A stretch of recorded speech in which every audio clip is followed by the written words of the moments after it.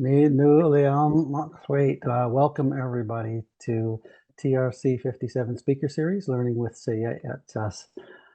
As we usually opened recognizing our colleagues at the Vancouver Island Regional Library and UBC Press, and to let all our audience know that the Learning with Syeyutsus is a series put on by the Nanaimo Ladysmith Public Schools in their efforts to implement Call to Action 57 of the Truth and Reconciliation Commission's calls. And following the protocol of this territory, I'm going to turn it over to our co-host, Tsongkwatan from Snotnawas Nation, to welcome us all to this territory. Over to you, my brother. Hi, Makwait. Hi, Ait Nishqualaman Quanis Mak Ulamnala. At Heil, I met Squale, Tana Quail. Hi, Tapka. Mistake when it's see it, CM Schwakwa, Mi Huihul, and Pook, eat and Squalqual, eat and Huyam. Haichka, see him. Bruce, for coming forward and sharing with us your stories and your teachings and everything that makes you a beautiful person in the world. I will start us off by sharing a prayer, my friends. Haitzapka.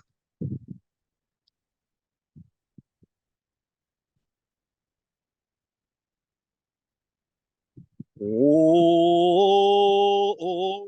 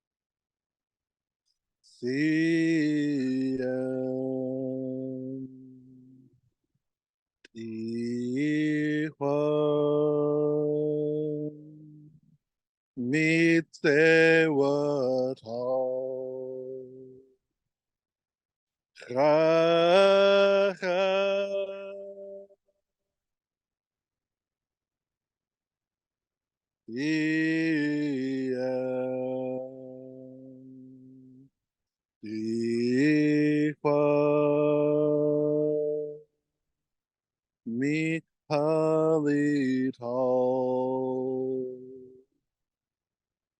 Oh, oh.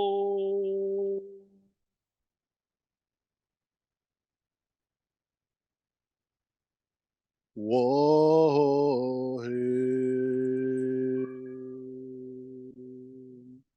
whoa, ha, ha. Whoa, ha, ha,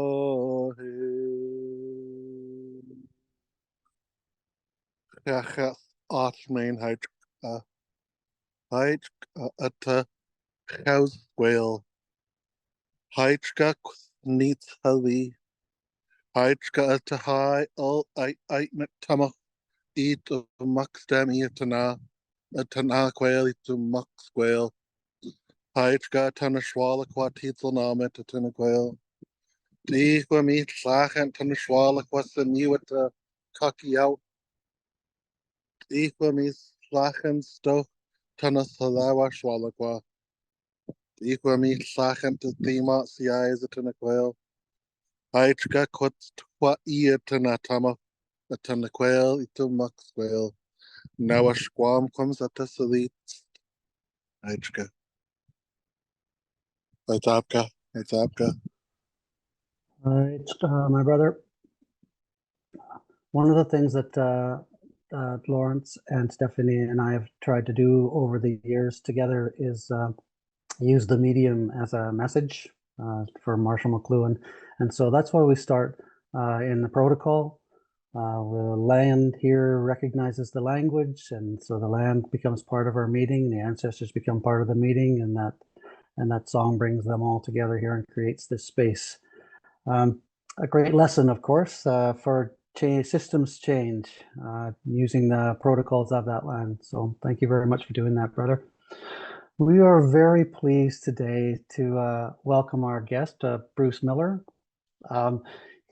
This book that he has, Oral History on Trial, Recognizing Aboriginal Narratives in the Courts, fits nicely into the work that we're trying to do around reconciliation, systems change overall, of trying to work with colonial systems and bring Indigenous knowledge into it in such a way as to formulate change. Bruce is a professor of sociocultural anthropology at UBC, and his ethnographic work has been mostly on Salish territories here in the Pacific Northwest. Served on a number of occasions as an expert witness in court, and as we were talking before the show, that's oftentimes a good way to end up in court, although you do have to answer a lot of questions being considered an expert, as he is. Much of his work is used in treaty cases, and he serves as a member of the board on the Museum of Vancouver and chair of the collections committee. And we are very pleased to welcome him here and to share his learning along the way. Bruce, welcome. Oh, I've got you on mute, my friend. Thank you very much for the prayer and the welcome.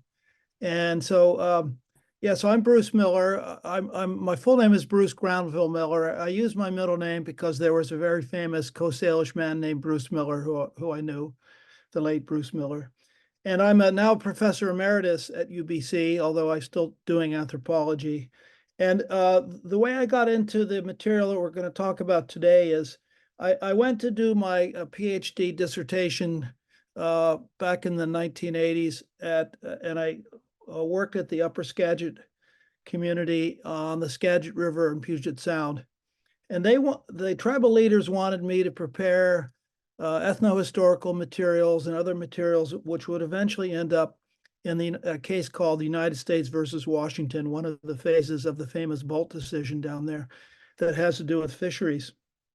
And so I worked on that for a couple of years, and I ended up giving testimony in that phase of the Bolt decision. That was the shellfish phase.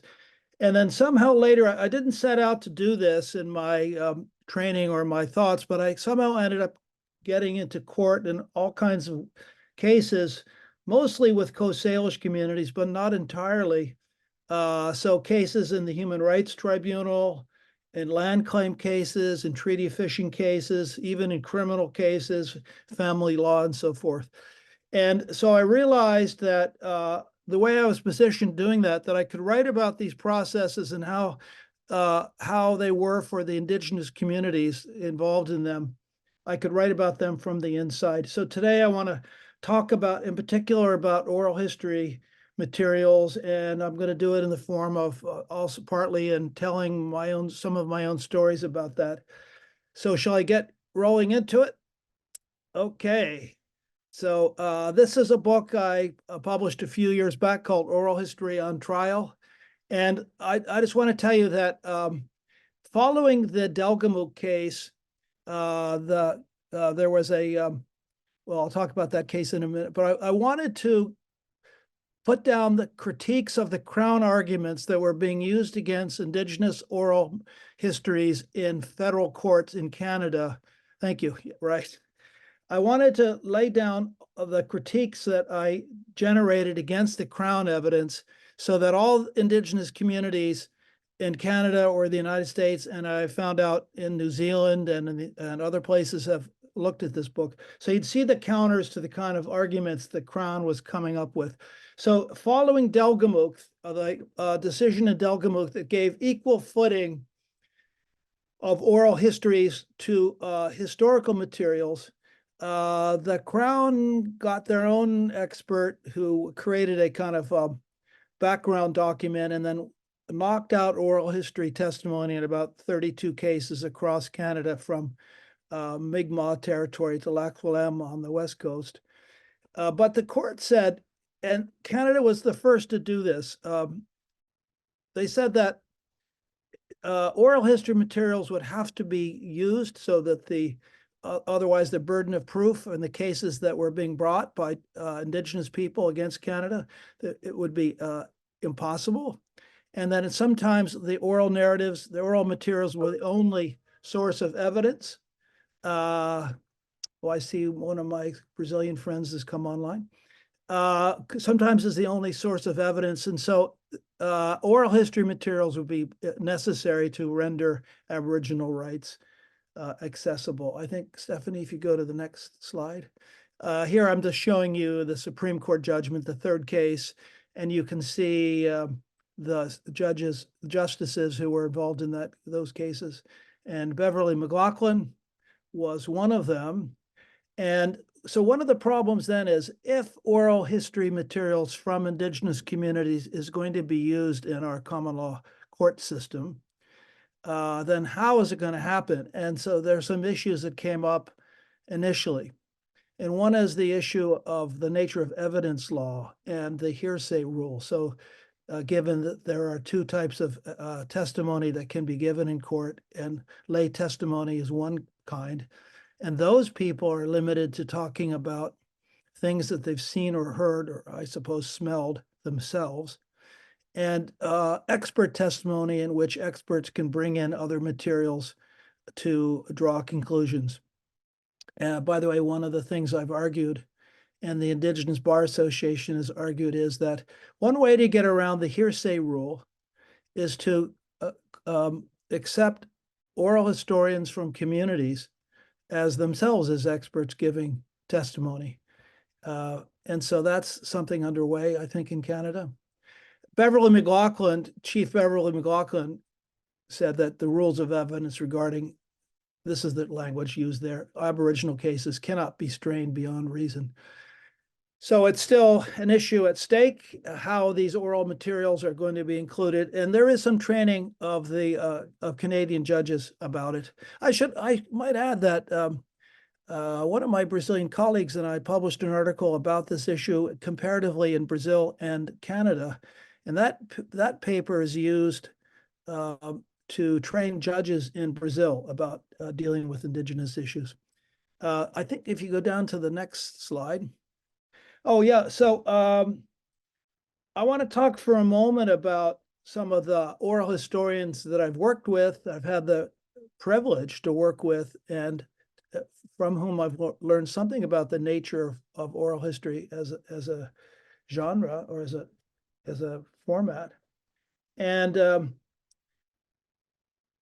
maybe I should back up before I even do that. So I should say that regarding Canadian oral history issues, a legal historian badgered me for about 6 months. Would I get involved, and would I look at the Crown expert, and would I make an opinion on the Crown expert and enter it in court? And he kept badgering me, and I kept saying, well, why don't you get the great Julie Cruikshank, my colleague and friend from UBC, who's one of the world's famous scholars of this and is a member of the Order of Canada, along with the 3 Athabascan and Tlingit women that she worked with on oral issues. They said, no, we don't want Julie. And it does have something to do with the kind of personality of being in these very adversarial legal settings. Julie she had done it once. She didn't like doing that. So eventually I did that, and I began looking at the oral history expert reports being put into these different cases by the Crown expert. I read literally thousands of pages of his testimony and his background materials. And I found that it was systematically misrepresenting the nature of oral history and the academic literature and the nature of it in Indigenous communities. And my job then was to present to courts something about oral history, which would be make it more accessible to the courts. And so now to my oral historian friends. So one of them is Nahahuxi here, Sonny McKelsey from the Stalo Nation, and that's a wonderful picture of him. He is a friendly and helpful man. And the Stalo Nation, back in 1991, I think it was, asked me if I would come up, me and Julie Cruikshank, to set up to work with them on their research. And so I spent 8 summers living in a longhouse with a couple of graduate students working on research projects that the nation had in mind. and I worked a lot with Sonny McKelsey there. And so he is a culture bearer and an oral historian for that community. And if you go down to the next picture. Yeah, another person I've had the opportunity to work with is the late Vi Hilbert from Upper Skagit, Taxel Blue. And she was really the grande dame of her generation in Puget Sound, and a very forceful personality and tremendous oral historian. And she talked about learning from her father, Charlie Anderson. And she would say as a child, she had to learn perfectly these stories and practice them. And when you're done that, then what do? You start again and practice again. And later she taught at the University of Washington. And I do want to tell a story about Vi Hilbert now. The Upper Skagit officials, the tribal people officials, asked me to document vision questing sites with some senior elders. And we did that on the Baker River.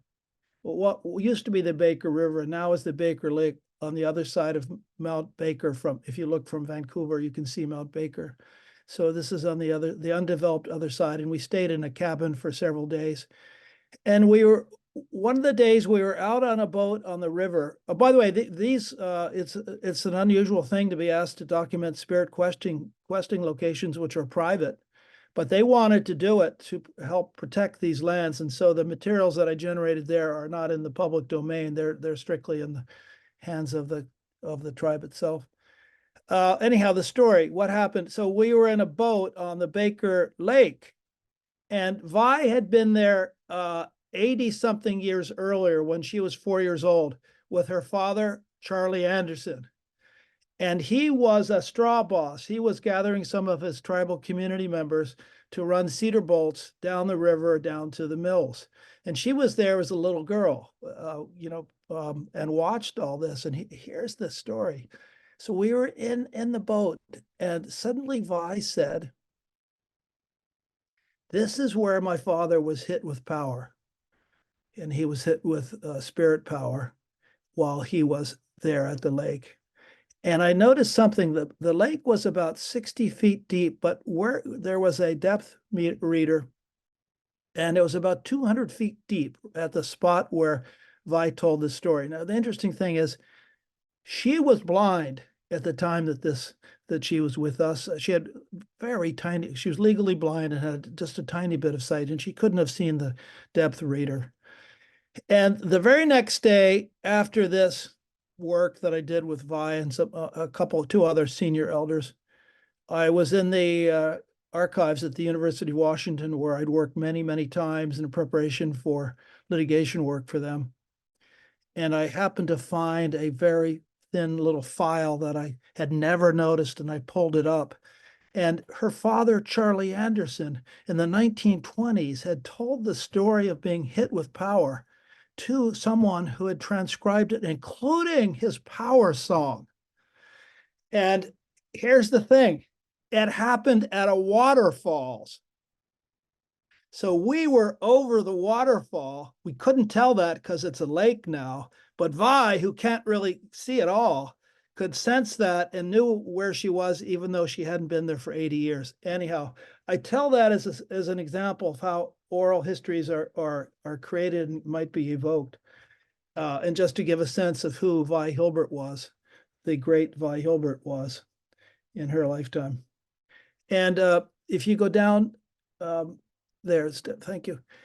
So here is Syeyutsus, Frank Malloway, the late Frank Malloway of this Stalo Nation, Yakwayus First Nation. And I lived with him for 8 summers in his longhouse, doing this research with the community there, with him and often Sonny McKelsey. And he was another oral historian. And I just want to tell a story about that.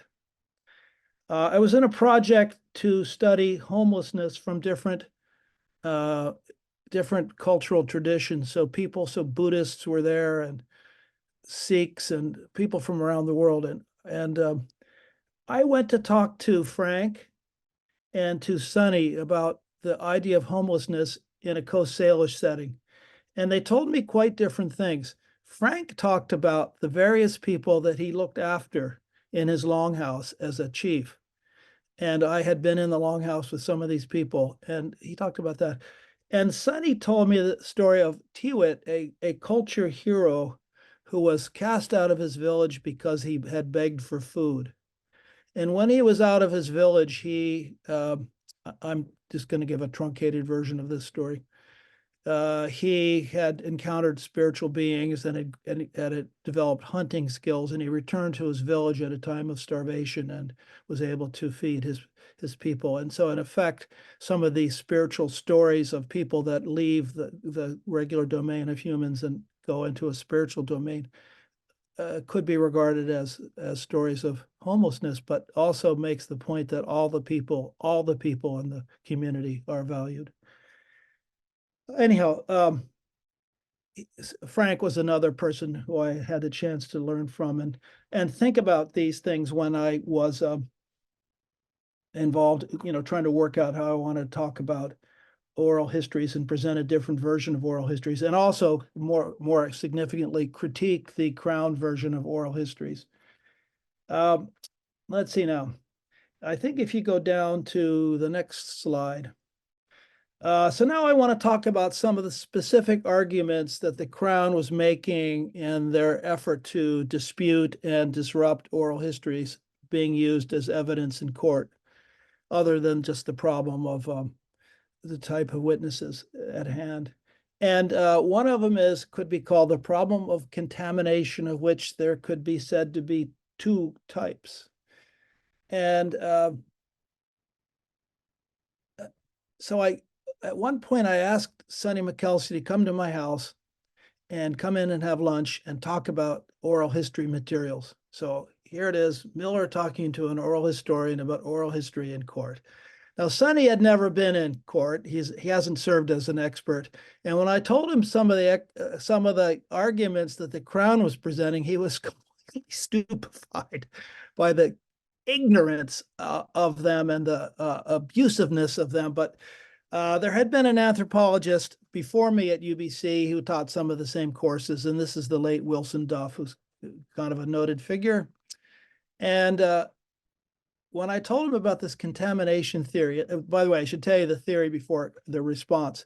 So the contamination theory, one type of it is this, says the Crown, that if an oral historian from a community, an indigenous person, reads written history or written anthropology or written geography or any academic materials, he or she would be disqualified as an oral historian because you wouldn't know the source of the material. So in effect, the argument is that people like Sonny are waiting for people like me to come and tell them what their oral histories are. And it's, yeah, I see, wow, yeah, wow, it's really crazy.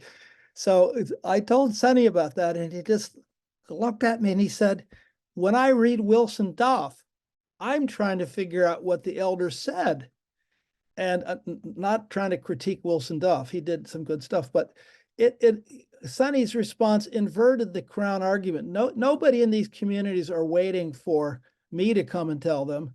And by the way, in the community, the people that I mentioned to you, they are community intellectuals. They read, in my experience, the people that I mentioned, they read all the things written about their community, about oral histories in their community, about history or geography or archaeology of their community. They've read all that stuff, but they are very clear where they've learned things from. And if you read, Sonny McKelsey wrote a chapter in my book, Be of Good Mind, Essays on the Coast Salish, in which Sonny explicitly went through discussing the process whereby he came to be a knowledge bearer. And he talked about those senior elders that he worked with who taught him. And he referenced who they were in what's sometimes called oral footnoting. So you learn from that person who learned from that person and so forth. And so Sonny, in this case, is very clear about all these oral historians are very clear about where their materials come from, and thereby, anyhow, they invert the Crown argument about contamination. Imagine that. That they can't keep straight in their mind. And I want to tell another story about that. There's the late great Dowenhours, Nora and her husband, she was a Tlingit, I think she's still around. She was a Tlingit oral historian, and her husband was a non-native linguist. And they recorded a lot of Tlingit oral materials. And one of the arguments that the Crown expert was trying to make concerned oral histories told in Tlingit territories, which had been where the Russians had come and intruded for a while before they were pushed out. And one of their published papers said that there was one Tlingit family that told a Russian oral narrative, and that everybody knew it was Russian, and it couldn't be a Tlingit story because it didn't fit into Tlingit ways of understanding or social organization. But the Crown expert argued that the Dowenhours were saying that there was a Russian story which contaminated the Tlingit stories. They were saying the exact opposite. And by the way, when I went through his materials, I found hundreds of examples like that. And the court may not know oral histories when they hear it, but they do know when somebody has got it wrong like that.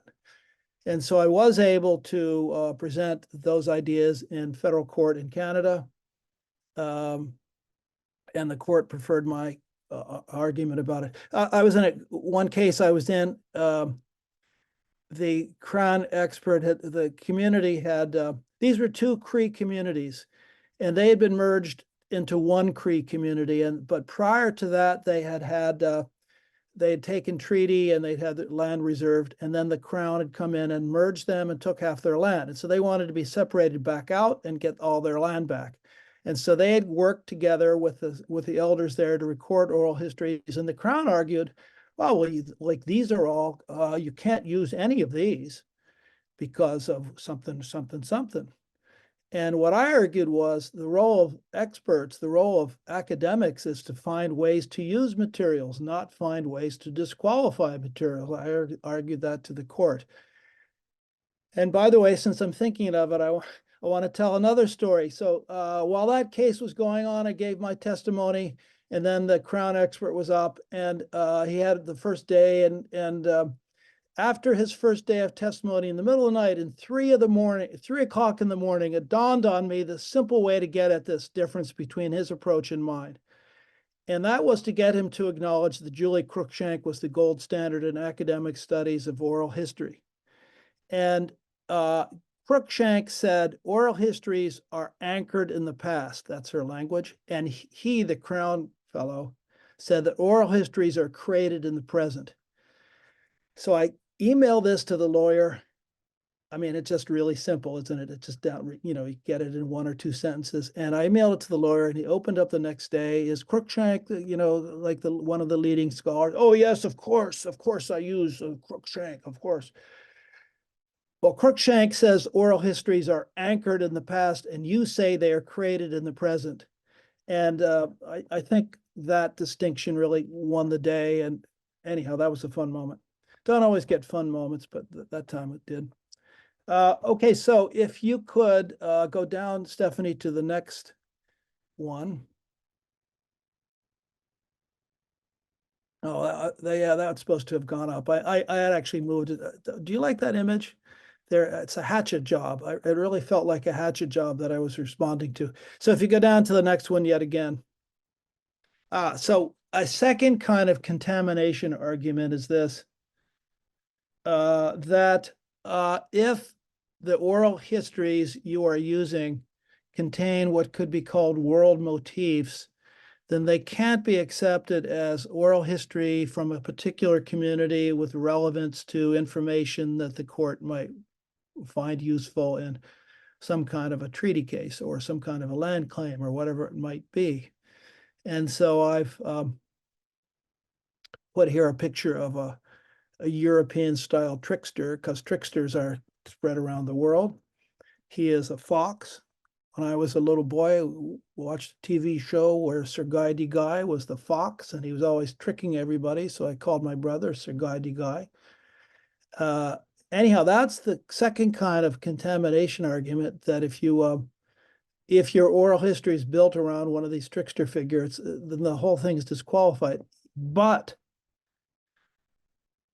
that isn't the case. Oral historians know that. You can still have locally specific information about your own community and their history.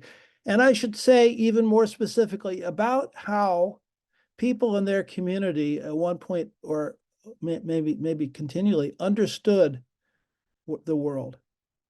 And you can have that even when you're using world motif figures that are widely spread. And so just to give you other examples of it, there is Evil Stepmother is a world motif. It's been picked up by Disney in their film, what is it, Sleeping Beauty? No, Cinderella. Yeah, sorry. And there's a number of these kinds of figures. So their effort was to get rid of all the materials that would be built around, and so many of them are. These myths and other kinds of oral narratives are often built around these kinds of figures. There's stories about these figures and what they're doing, but they often contain specific information about a place or people or a location or resources or something else that could be useful as evidence in a legal case. I like that image. I like that fox. He's a good one. So if you go down, Stephanie, to the next one. How are we doing time-wise here? Good. So another we're good. Good. Okay, good. Another argument that the Crown has come up with is chronology. And this is a simple argument. They say that indigenous oral materials don't control for time. They don't use dates like 720 AD or 510 BC or BP or any dating systems that have arisen from European descended people. And therefore, there's no control for time, and therefore it's not history. Oral traditions are not history by definition, they would say, because history is built around these kind of chronologies. Well, I put that argument to Sonny McKelsey at in my kitchen, and he was perplexed again, but he explained to me. He said, in indigenous oral histories, there are internal markers which are understood in the community as marking out different periods of time. And Nahahuxi, Sonny McKelsey, said that there are sometimes language shift markers where people will understand that languages have been used by their ancestors in different ways, and you can tell that they are from some ancestral period, but also that they are often in relation to other known events. And we find that the literature is replete with examples of this. There's one example in Alaska concerning a volcanic eruption. And so it's easy to understand things before or after that event. So sometimes there are pivotal events which constitute, or a number of pivot there. Oh, thank you. A number of pivot, don't go to that one yet. I'll be there just in a second. A number of pivotal events which constitute kinds of markers. And it might be even in deep time stories. I've heard deep time stories and Chehalis from Willie Charlie about the Ice Age and the ending of the Ice Age and so forth. And by the way, I hadn't thought to say this today, but I want to add my colleague, Andrew Martindale, who's an archaeologist working in Tsimshian territory and other places, has done scientific tests of deep oral histories that purport to report on things that were many hundreds of years ago. And he's used what we could call normal science techniques to refute hypotheses so it's hypothesis testing. So he's not just comparing oral histories and then the archaeology of something. He's actually doing formal hypothesis testing to show that there are evidence of deep time oral histories. That's another argument in the court, is that there can't be oral histories past a certain date. But Martindale has shown that there can be very, very old oral histories that communities have persisted with. And if you go down to the next slide, I hope everybody's okay and I'm not exhausting you. And this one is, I like those little hearts. I don't know how you do that. This one is one of the arguments that is really tendacious, is the absence of oral history. So the Crown has argued in many cases that, well, a certain community doesn't have an oral history, and therefore you can't enter any. So I've got a number of responses to that. One is, you can't know that because communities have their own decisions around who they're going to tell any of their oral historical materials to. And they may simply have not chosen to share significant oral histories with a researcher or anybody else. That's one thing. Secondly, sometimes oral histories that concern a given community are held by other communities where they've got kinship ties, or even where they might have adversarial relations. And so you don't know what they have. And I found it remarkable to think, and by the way, the expert for the Crown, he was admitted this on cross-examination. He'd never been on an indigenous reserve except driving through on a road. So how does he know what oral histories a community doesn't have? So I call this the problem of the purple unicorn. And how do we know there are no oral histories? And what are the restraints on telling oral histories? And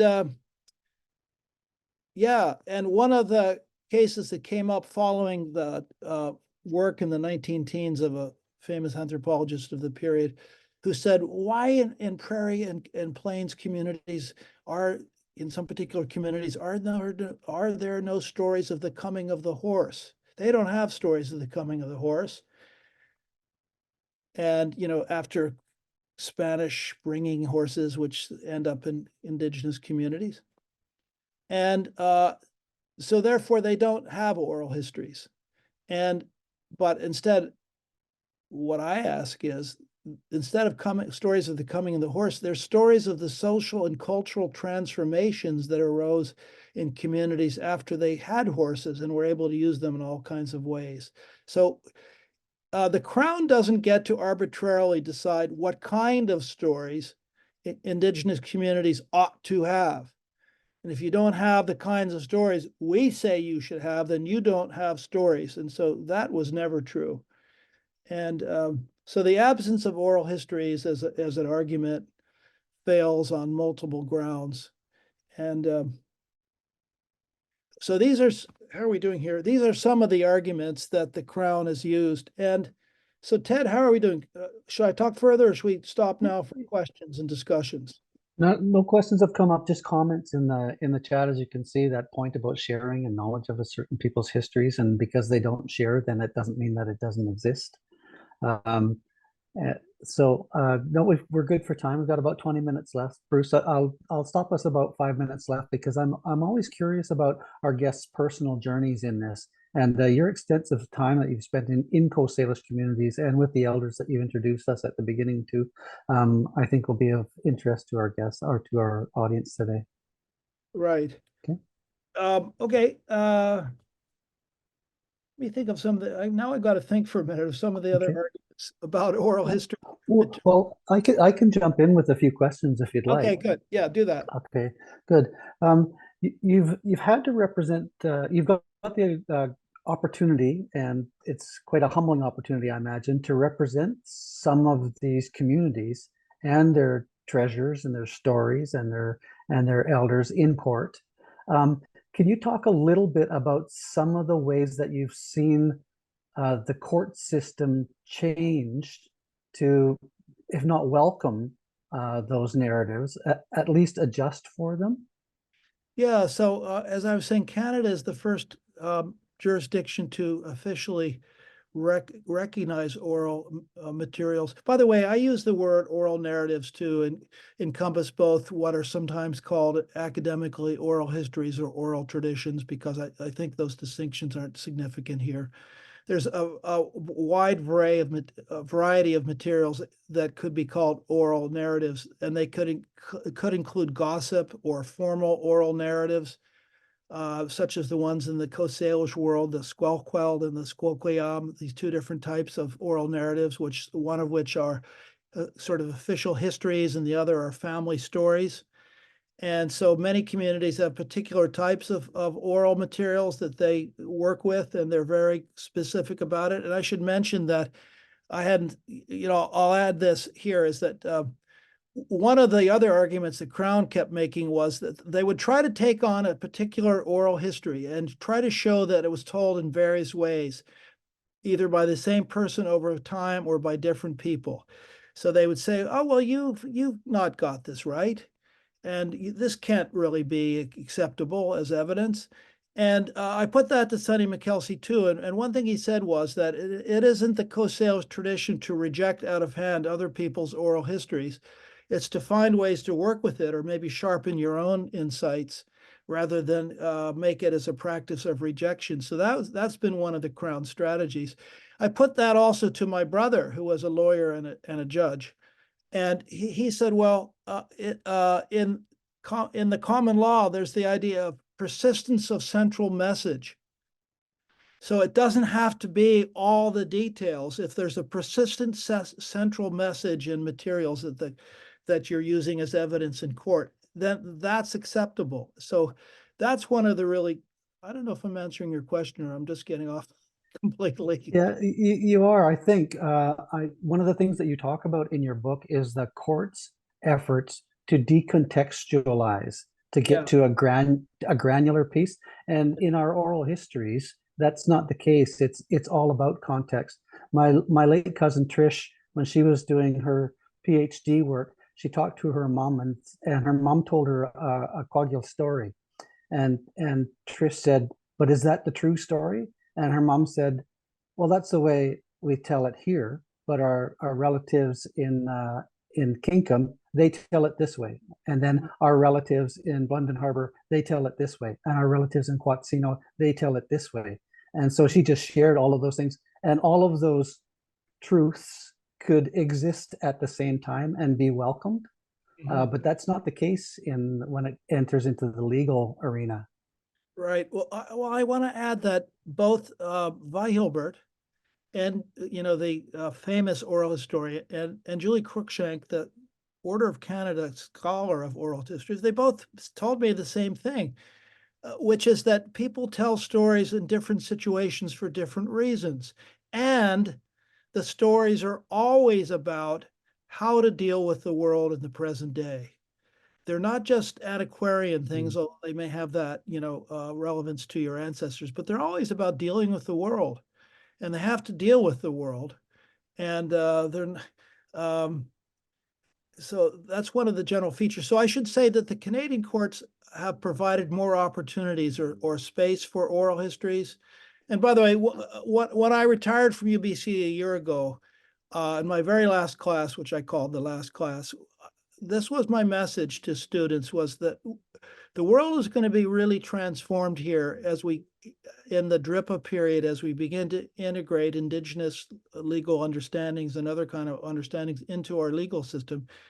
And I told my students that they can participate in that because it's something for all of us. It's part of our society here in British Columbia. So the Canadian courts have begun to think about this. I told you that the Indigenous Bar Association has been working on that. And other countries have gotten better about it. Even Brazil, which is very adversarial or difficult for Indigenous people, they're taking an effort to train judges better. It's happening in the U.S. I think I mentioned to you that oral history on trial was entered as evidence in the U.S. Supreme Court. I was glad in the Crow hunting case. Hello, Pauline. And so I'm suspecting that as time goes on, there are many ways that oral history evidence can get around the evidence rules and the real problem of expert versus lay witnesses. I think that's happening now. Do you want to have a look at Pauline's question there and Sure. maybe try to give it a shot? Yeah, okay, let me get on chat. Okay. All right. Pauline, there's an assumption that the written word has legitimacy, whereas oral history was judged to be lacking in a process of peer review. My understanding is that in reality, oral historians are vetted publicly. Yeah, that's great. And anyone can publish their version of written history. Can you please speak to how the court dealt with oral versus written argument? Well, yeah, right. Thank you, Pauline. So this idea that the written materials are unchanging and have have legitimacy. By the way, there is the rule in different jurisdiction that after certain periods of time, written materials gain legitimacy by their persistence, and that's a concept of law. And by the way, what I've said is that can apply to oral histories too. And why not say that they have face validity by virtue of their durability, just as we do with written materials. And of course, written materials can be corrupted, or be damaged, or be changed, or be transformed. An interesting case is my colleague Jay Miller, no relative, was looking at some of the documents down in Puget Sound when communities were trying to move people out to a different community, and recorded a lot of information. It turns out when they were digitized, the stuff on the back of these documents was missed. So he pointed out that it's really, they're defective inherently. So the dichotomy of defective versus persistence is incorrect. Documents are often transformed, or I guess that's part of what Pauline is getting. In reality, oral historians, yeah, and so also many of the communities have very particular rules around oral histories, and they may be told at certain times of the year and in certain settings. Let's say in the nighttime in the winter, and they're told in the longhouse, and people listen to the versions and can correct the versions. So there's autocorrect procedures in some instances that exist in those communities, and so it isn't a clear distinction between persistent written and changeable oral. That's one of the arguments that's often made, and that isn't correct. I hope that's okay, Pauline. Yeah. Bruce, you've obviously been immersed in this for a lot of your personal and professional life. You've been guided along with many knowledgeable people along the way, and probably continue to be guided along in your understanding of this. Many of our audience members are seeking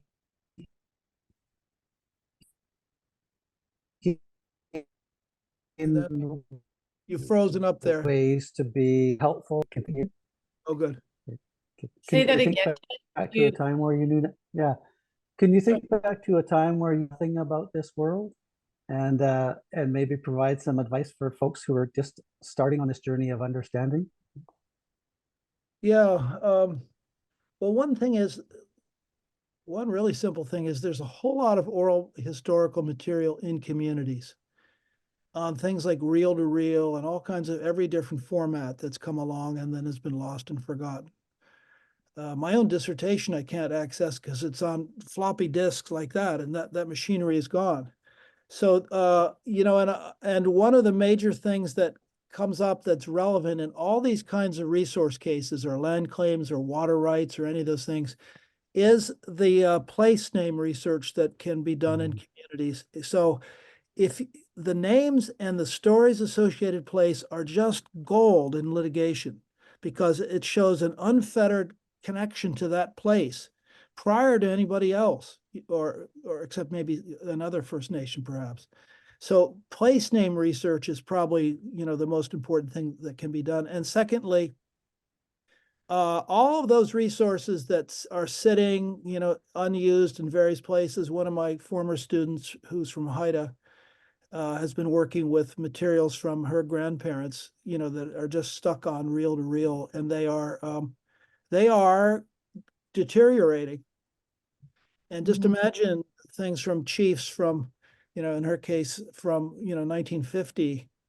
And by the way, a couple of women were anthropologists at Upper Skagit before I came there, Sally Snyder and June Collins. And I've had their materials digitized. And I've got literally thousands of pages of my own notes and field notes and my notes from litigation and so forth. And somebody said, well, have you digitized your own? No, I haven't. I hadn't thought of it. Just thought my ancestors, my intellectual ancestors. Oh, hey, by the way, I got to tell one thing. In doing this work, reading all the materials from the Crown expert, I had all this stuff in my house. Thousands, literally thousands of pages. I had great delight this past year in shredding all of it. It was putrid to read that bunch of stuff, and I think it was actually dangerous to my health. It took me a long time to recover from working with that awful material, but I really enjoyed getting rid of it. Anyhow, that's as personal. So that's two things that can be done. And senior elders, it's not always senior elders. It could be anybody. It could even be a child who carries some of these materials. And the value of them in court settings that are not yet even contemplated. Gathering the materials. By the way, the sort of Damocles that worries me about this is that the Crown's argument, their effort to show that things have changed. A story has been used in different ways or told in different ways is still an issue. I was walking across campus about 15 years ago when it suddenly dawned on me that some of my undergraduate students were writing about their own oral histories in their communities, and that they might be people who later would be the senior people or important people presenting these in court. And I know that the Crown will vacuum up everything they can get. And here's what dawned on me. This is really kind of weird, is that it dawned on me that through Turnitin, how papers in some courses are put into these things to see whether somebody's plagiarized. There could be versions that some young person who's 18 or 19 told of this, and then later on they do it in court, and the court would say, well, look, you said it like that in 1987, and now you're saying it like this, and so therefore it's disqualified. Anyhow, that's a strange one, and I hope nobody else ever thought of that. I shouldn't have said that. Now the Crown is going to probably. It's too late now. We'll try to edit that out. Okay, edit that out. Yeah. No, Bruce, it's fascinating to hear your journey through all of this. I'm so pleased that you started off holding up the voice of those folks who helped you along the way, who were caretakers of that knowledge, who opened their arms and welcomed you into their communities and asked for your help, and you stood shoulder to shoulder with them on their journeys as well. I know that it's changed you along the way, and probably in the best way possible, to be part of that and to be welcomed in like that. We're happy that you were able to join us today to share your knowledge along the way in such a good way through stories like you've been taught. And if everybody who's in our audience gets a chance to have a read of Oral History on Trial, because even though the courts have been used as that hammer, like education, where Stephanie and I work, as that hammer to try to eradicate things, there is a little bit of hope in there of things being changed to welcome that. And that's going to be, as we know, for the benefit of all people, not just Indigenous people, if we can keep going. Ted, I just want to add that it has been really, I didn't set out to do any of this, but it came to me, and it has made a big difference in my life, but also my children and my wife. Yeah. And when my children were growing up, I took the opportunity to have them come and stay with me in the Longhouse a little bit, and to talk to Syeyutsus and to Willie Charlie, and to learn from them, and which they have, and I think they've integrated it into their own way of understanding the world. Yeah. Wow, what luck I've had to get to know those kind of people. By the way, Vi Hilbert gave a lecture at UBC once, in the Great Hall, and talking about oral history, and I went down to to say hello to her before she talked, and my son Cameron was about 3 at the time, and she looked at him and said, "And I hope he will behave." And I thought, oh no. Because all these little kids, when they are listening, they're always, and Cameron sat quietly. Somehow the message was internalized, and he sat quietly as Vi would have wanted. And anyhow, that was a funny example of how that works. Yeah, the breath of our ancestors. I have a Kwakala word, Hase Nakash, the breath of our ancestors that we use for children. So yeah, they're that close to it. So wonderful to have you join us today, Bruce, and I hope you have a great rest of your day. And for all of our guests, again, Oral History on Trial, Bruce's book, and you can get a 20% discount from UBC Press on our TRC 57 website. So thank you all for joining us today, and we'll see you on our next time. It was. Thank you for inviting me.